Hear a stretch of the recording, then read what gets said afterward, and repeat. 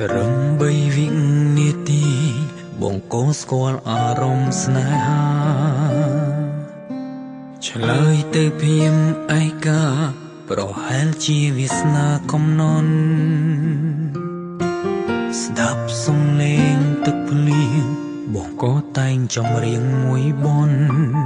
ថ្លែងពីបេះដូងកុំសន់ដែលកំសាន្តមិនហ៊ានសារភាពទេតងដំណងទឹកភ្លៀងចម្រៀងស្នេហា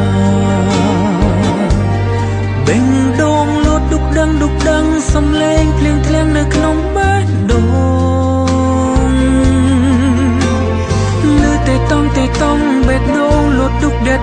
ងសំឡេងមើលភ្លៀងធ្លាក់នៅឃើញស្នេហាគ្រាដំបូងយើងផ្ដាំស្នេហ៍នៅក្រោមដំណក់ទឹកភ្លៀង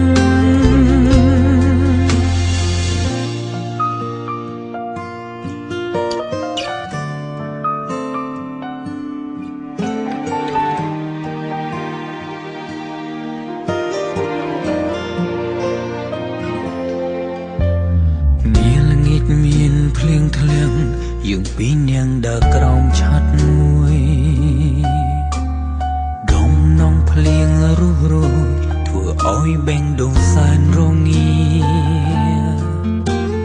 ទុំនឹកច្រៀងមួយនេះ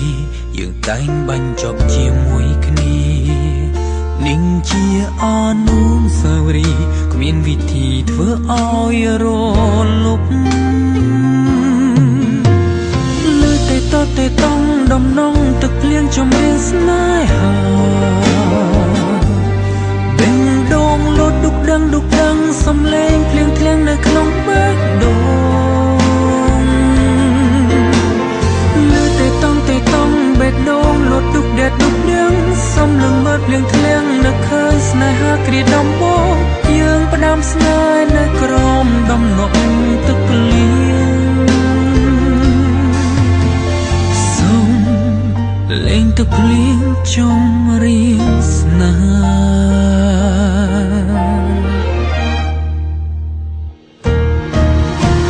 ាលឺតែតងដំណងទឹកភ្លៀងចម្រៀងស្នេហា